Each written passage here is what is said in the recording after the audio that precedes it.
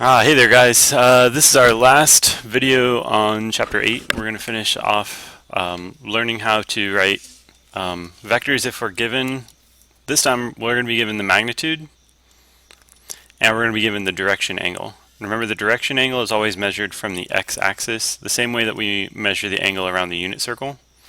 So if we were to draw this, or at least do a rough sketch of it, in this problem they want us to find a vector and write it in component form that has a direction angle of 120 degrees. So I'm going to measure from the x-axis. 120 degrees puts me in the second quadrant here.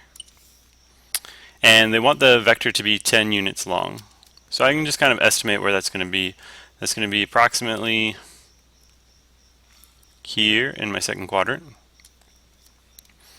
going to go ahead and label that this angle is 120 degrees. Okay, now the length of this vector should be 10 units long. Okay, what they want us to do is they want us to find this coordinate out here so that we could write. We already have it oriented to start from the origin. That's just the way we set it up when we rotate it. So we're ready to put this in component form, but we need to figure out how far to the left and how far up this vector goes. So there's a really easy way we can do that. Because we know how to use our unit vector to find coordinates, we can do it the same way. The only difference is we're going to have to take the magnitude. Right, that's what this symbol means. The absolute value of v means the magnitude, and we're going to have to multiply it by the cosine of the angle to get the x coordinate, and multiply it by the sine of the angle to get the y coordinate. So, looking at this picture, it becomes a really easy problem. We're going to say that the vector is equal to the magnitude 10 times the cosine of 120 degrees, comma 10 times the sine of 120 degrees. And that's about it. We just have to simplify this and figure out exactly what the cosine of 120 degrees is and what the sine of 120 degrees is. So you can use your unit circle, you can use your special triangles. The cosine of 120 degrees, it has the same ratio as 60 degrees, but in the second quadrant cosine is going to be negative. So cosine of 60 degrees is 1/2, so this is going to be negative 1/2. So that's 10 times negative 1/2. And then the sine of 120 degrees, that's going to be square root of 3 over 2. So this is 10 times the square root of 3 over 2. Okay, and so finally we just want to simplify this by multiplying them both by 10. So we get our component form now, describes the coordinate to be at 10 times negative 1/2 is negative 5. And 10 times the square root of 3 divided by 2 is just 5 square roots of 3. Okay, so this vector would have the standard component form of negative 5 units and then positive 5 square roots of 3 units. And that's your answer.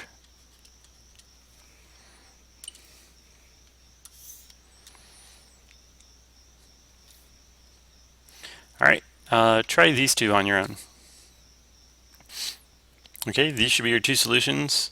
Just make sure you're using your unit circle correctly and that you're not confusing cosine and sine for which coordinate. Cosine is always the x coordinate and sine is always the y coordinate, just like it was around the unit circle.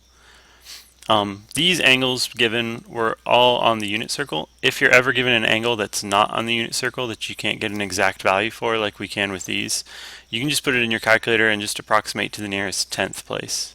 You'll get a decimal for your component form on those. But if it's on the unit circle, you should leave it in the exact amount. Alright, we have one last example, and that's if you're trying to find the direction angle if you're given the vector. So instead of being given the direction angle and finding the vector, now we're given the vector and we need to find the direction angle. So for these first problems, it's a little bit easier if we draw the picture to visualize it. So I'm going to go ahead and draw example A here. It says 3 I vectors plus 7 j vectors. So if I set up my axis, alright, since we're given a linear combination, we start from the origin and we're going to go 3 I vectors to the right. You don't have to draw the I vectors in, but remember an I vector is just one unit vector going this way, so 3 this way, and then 7 j vectors up this way, so it's up 7 this way. 4, 5, 6, 7. There we go. So you don't have to draw those arrows, but you should draw the vector starting from the origin. So once you find the coordinate, go ahead and draw in the vector Vector starts at the origin, goes 3 to the right, 7 up. Okay. Now they want us to find the direction angle. That means the angle from the x-axis to my vector. So this is what we're trying to solve for. And if we look at this triangle, right, we can actually see that we know two of these sides. We know this side is 3 and this side is 7. That's what the I and j tells us. 3 i's this way, 7 j's this way. So I can solve for this angle using which trig function? Tangent, because we know the opposite side is 7 and the adjacent side is 3. So for these problems, you're going to do the inverse tangent of 7 over 3. Let's get my calculator out and see what that is. 66.8 degrees, and make sure you round that to the nearest degree. Or no, this one says 1/10 of a degree, so we're going to leave that as 66.8 degrees. Okay, make sure your calculator is set in degrees for these. B, this is pretty much the same thing, but they gave it to us in component form. So you don't have to draw this every time, but you should remember which one is opposite and which one is adjacent. The y-coordinate will be the opposite side always, and the x-coordinate will be the adjacent. So for letter B here, we can just do the inverse tangent of -5 over 4.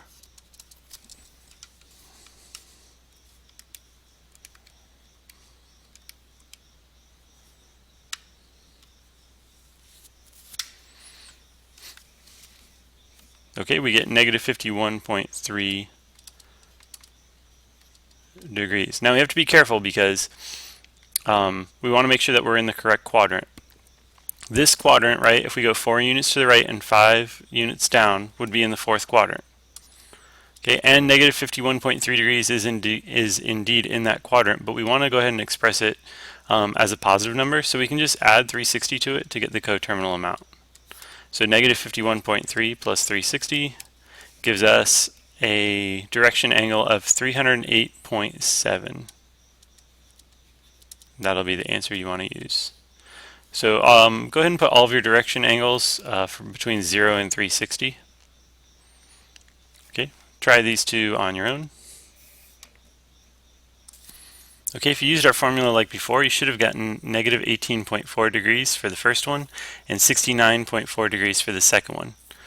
But that just shouldn't, there should be a problem with that, right? Because if I look at this vector, right, if I go -6 units and up 2 units, that should put me in the second quadrant. And -18.4 is definitely not in that quadrant.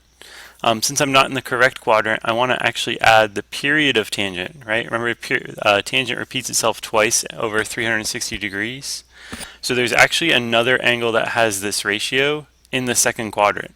To find it, all you're going to do is add 180 degrees to find the coterminal, well, not coterminal, but to find the corresponding ratio for tangent in that quadrant.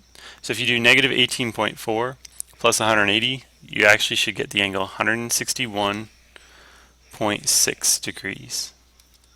Okay, so always check to see what quadrant you're supposed to be in, and if the angle you get is not in that quadrant, all you have to do is add 180 degrees to it.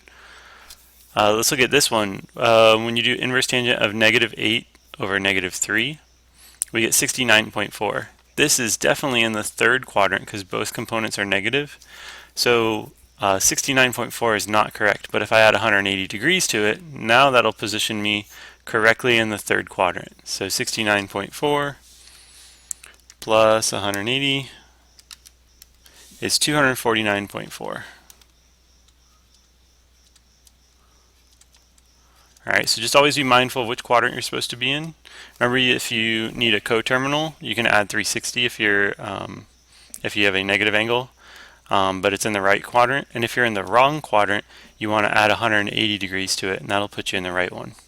Okay, that's it for today, guys.